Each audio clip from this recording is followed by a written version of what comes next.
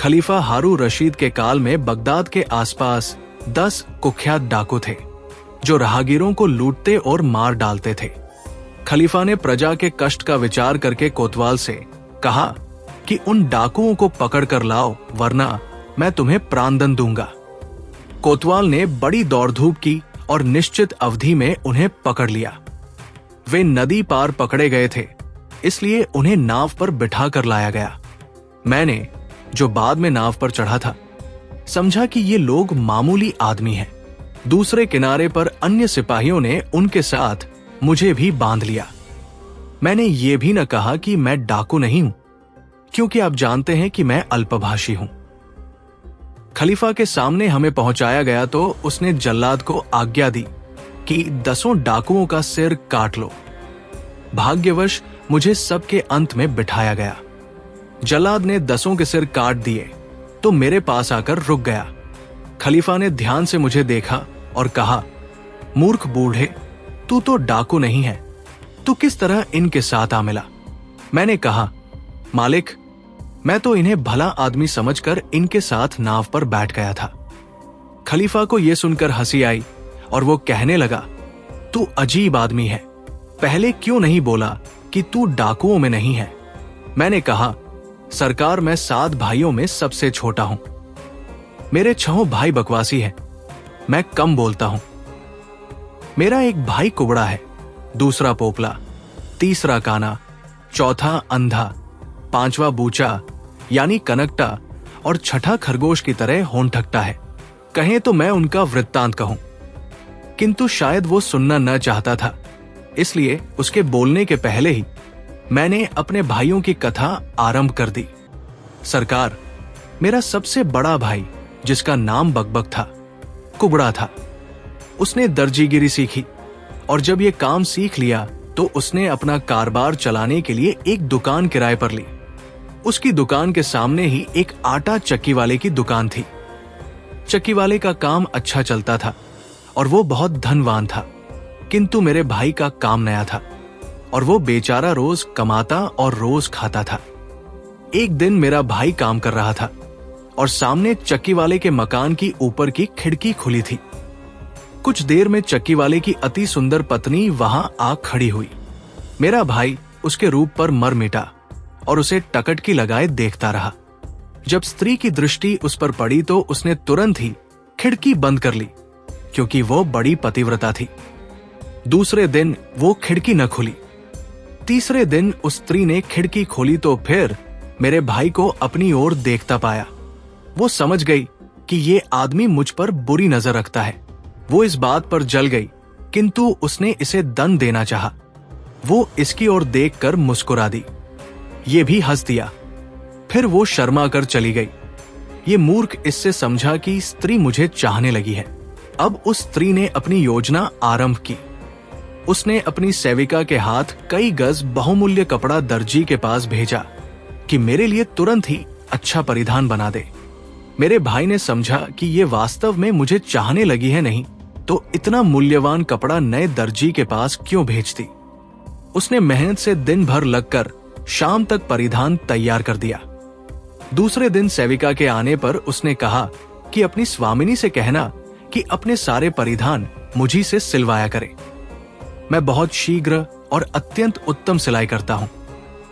सेविका थोड़ी दूर जाकर लौट आई और कहने लगी, मैं तुम्हें अपनी मालकिन का एक संदेश देना तो भूल ही गई।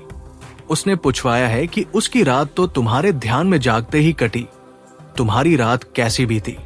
मेरा भाई ये सुनकर अत्यंत प्रसन्न हुआ और बोला कि उनसे कह देना कि मेरी तो 4 रातें उनकी याद में जागते बीती है। थोड़ी देर में सेविका फिर आई और कहने लगी कि मेरी मालकिन ने ये रेशमी कपड़ा दिया है कि उसके लिए परिधान बनाया जाए। मेरा मूर्ख भाई मनोयोग से उसे सीने लगा। सेविका के जाने के थोड़ी देर बाद वो मनमोहिनी फिर खिड़की पर आ गई और तरह तरह के हाव भाव के साथ अपनी लंबी केशराशि, उन्नत यौवन और पतली कमर का प्रदर्शन करके चली गई। इस मूर्ख ने प्रेम के नशे में दिन भर लगकर वो कपड़ा भी सी दिया। शाम को सेविका आकर ये दूसरा वस्त्र भी ले गई। सिलाई उसने न पहले कपड़े की दी न दूसरे कपड़े की। अतएव मेरे भाई को दूसरे दिन भी भूखा ही सोना पड़ा। भूख से व्याकुल होकर उसने शाम को अपने मित्रों से कुछ पैसा उधार लिया और किसी तरह पेट भरा। दूसरे दिन सवेरे सेविका ने आकर उससे कहा कि मेरे मालिक ने तुम्हें बुलाया है। पहले तो मेरा भाई घबराया, किंतु फिर सेविका के इस कथन से आश्वस्त हो गया कि मालकिन ने मालिक को तुम्हारे सिए हुए वस्त्र दिखाए, कि तुमने कितनी होशियारी से उसकी ठीक नाप के कपड़े बनाए हैं। इससे मालिक भी बहुत खुश हुए और चाहते हैं कि अपने वस्त्र भी तुमसे सिलवाए। दरअसल मेरी मालकिन चाहती है कि इसी बहाने तुम्हारा उनके घर आना हो जाए, जिससे बाद में मिलन की कोई तरकीब निकल सके। मेरा भाई ये सुनकर फूला न समाया। वो सेविका के साथ चला गया।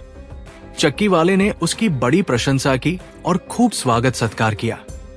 उसने उसे एक थान दिया कि इसमें से मेरे लिए कई वस्त्र बना दो और जो कपड़ा बचे मुझे वापस कर दो। मेरे भाई ने लगकर 5-7 दिन में वे वस्त्र तैयार कर दिए। चक्की वाला इन्हें देखकर बड़ा खुश हुआ। उसने एक कीमती थान और दिया कि वैसे ही उत्तम वस्त्र सिए जाए। मेरे भाई ने फिर कर्ज लेकर अपने खाने पीने का काम चलाया और दूसरे थान के कपड़े भी सी दिए। कपड़े लेकर वो चक्की वाले के पास गया तो चक्की वाला और प्रसन्न हुआ। उसने कहा कि तुम्हें सिलाई तो अभी मैंने दी नहीं। मेरा भाई चुप रहा तो चक्की वाले ने खुद हिसाब लगाकर सारे कपड़ों की उचित सिलाई के पैसे दिए। मेरा भाई उन्हें लेने वाला ही था कि वही कमबख्त दासी चक्की वाले के पीछे खड़ी होकर इशारा करने लगी कि खबरदार, कुछ न लेना वरना काम बिगड़ जाएगा। मेरा भाई ऐसा मूर्ख निकला कि उसने सिलाई तो क्या उस डोरे का दाम भी नहीं लिया जो उसने सीने में लगाया था। कहने लगा कि सिलाई देने की क्या जरूरत है, फिर देखा जाएगा। चक्की वाले से विदा होकर वो अपने मित्रों के पास फिर कर्ज लेने पहुंचा, किंतु उसे निराश होना पड़ा। मित्रों ने कहा कि तुम उधार लेकर कभी वापस तो करते नहीं, तुम्हें एक पैसा भी नहीं देंगे। फिर वो मेरे पास आया कि कुछ पैसे दो, मैं कई दिन से भूखा हूं। मैंने उसे थोड़ा सा धन दिया, क्योंकि मैं भी कौन अमीर था। इन पैसों से उसका कुछ दिन तक इस तरह काम चला कि रोज 2-1 सूखी रोटियां खा लेता था। एक दिन मेरा भाई फिर चक्की वाले के यहां गया। वो उस समय चक्की पर काम कर रहा था। उसने समझा कि ये सिलाई मांगने आया है। उसने जेब में हाथ डालकर कुछ सिक्के उसे देने के लिए निकाले। इसी समय सेविका ने पीछे से इशारा किया कि अगर सिलाई ली तो हमेशा के लिए काम बिगड़ जाएगा।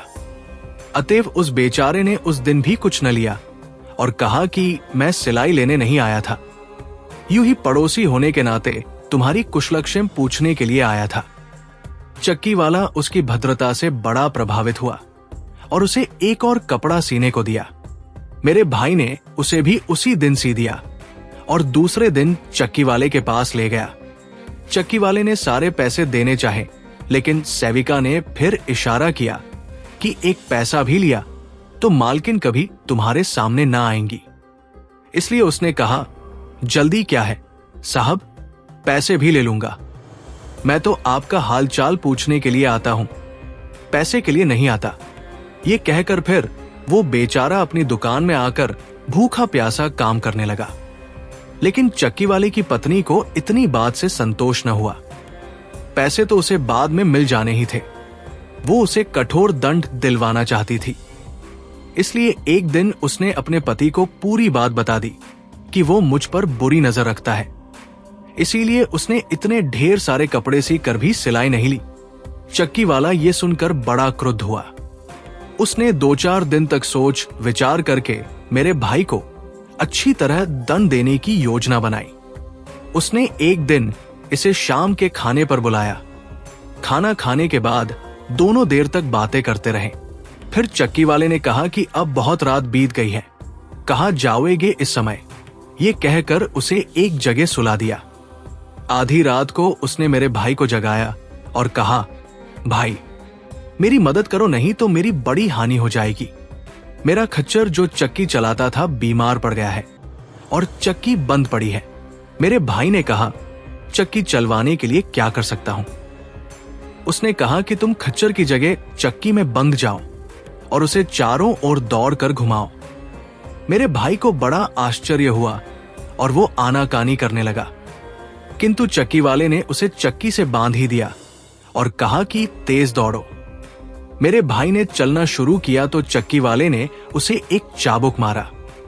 इसने पूछा, ये क्या बात है?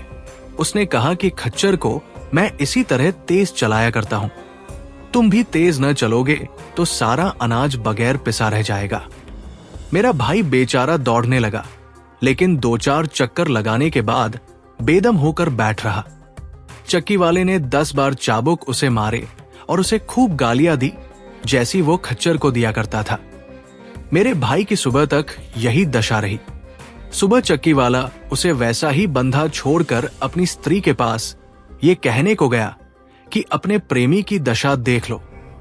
इसी बीच सेविका ने आकर उसे खोला और कहा कि मुझे और मालकिन को तुम पर दया आई है, इसीलिए मैंने तुम्हें छुड़ाया है। इसने कुछ उत्तर न दिया और गिरता पड़ता अपने घर आया। इस प्रकार उसके सिर से प्रेम का भूत उतरा। खलीफा ने कहा कि आज ईद है, इस नाई को इनाम देकर विदा करो। मैंने ये कहकर विदा ली कि सारे भाइयों की बातें सुनाकर ही इनाम लूंगा।